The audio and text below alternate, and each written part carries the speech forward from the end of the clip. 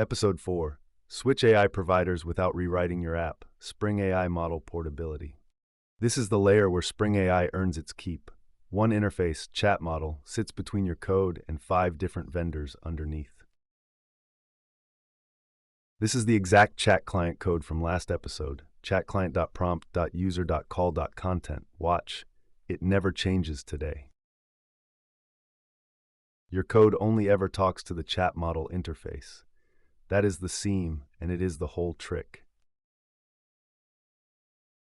5 implementations of the same interface, 3 cloud vendors, Amazon's Bedrock Gateway, and 1, Ollama, that runs on your own hardware.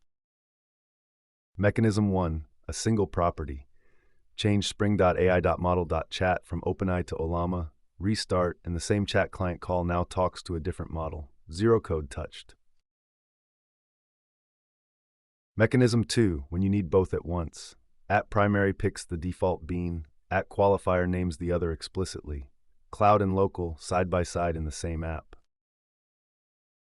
Same test, same chat client call. Left run goes to the cloud, right run never leaves this machine.